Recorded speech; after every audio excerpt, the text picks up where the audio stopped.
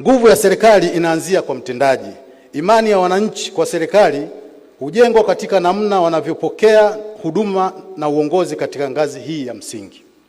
Tunaomba kuendelea kulinda hadhi ya kada ya watendaji kwa kuhakikisha mamlaka, mipaka ya majukumu na wajibu wa kila mdau vinaeleweka na kuheshimiwa kwa mujibu wa sheria. Aidha, tunaomba kuendelea kuimarishwa kwa misingi ya kutenganisha majukumu ya kiutumishi na shughuli za kisiasa ili watendaji waendelee kutambulika na kuaminika. Naomba kurudia.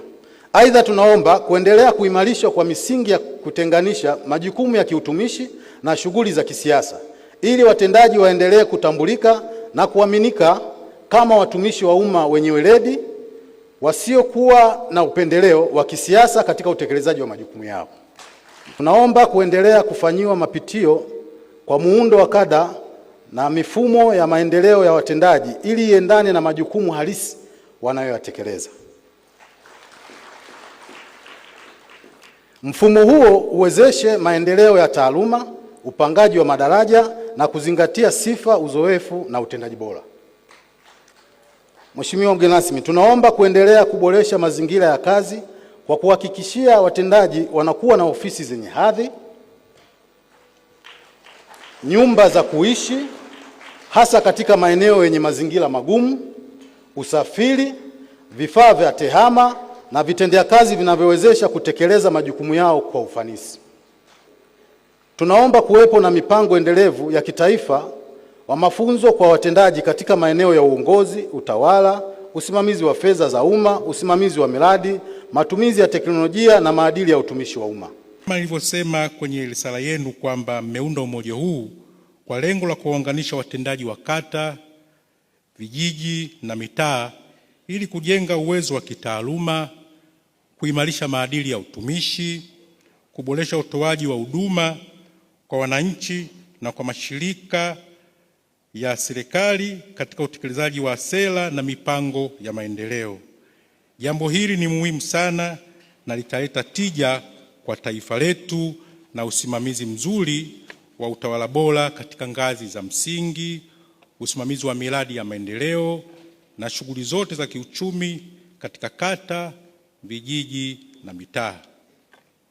Jambo kubwa ambalo mnapaswa kulizingatia ni kuhakikisha kuwa umoja wenu unaendana na muundo wa uongozi wa kata, vijiji, mitaa ambao umeundwa kwa mujibu wa sheria ya serikali za mitaa sura namba 287 na 288. Kwa mujibu wa sheria hizi kuna majukumu ya msingi ambayo watendaji mmepewa ambayo yamejikita katika maeneo makuu yafuatayo: utawala bora, kwa maana kutenda haki, kufuata sheria na kulinda rasilimali za umma; uzalendo na uadilifu, kwa maana kuepuka rushwa na kulinda maslahi ya taifa katika maamuzi na utoaji wa huduma; usimamizi wa miradi, kwa maana kusimamia miradi ya maendeleo kwa kufuata kanuni za manunuzi kwenye vituo na vijiji kwa mujibu wa sera ya management na ajira katika utumishi wa umma ya mwaka 1998 kama ilivyorekebishwa mwaka 2008. Utumishi wa umma katika Jamhuri ya Muungano wa Tanzania unajumuisha makundi yafuatayo: utumishi katika serikali kuu, utumishi wa serikali za mitaa, utumishi wa mahakama, utumishi wa walimu, utumishi wa afya, utumishi wa polisi, magereza, uhamiaji na zimamoto, utumishi wa kisiasa, utumishi wa huduma za kawaida, utumishi wa wakala za serikali na taasisi za umma, na mwisho utumishi wa Bunge.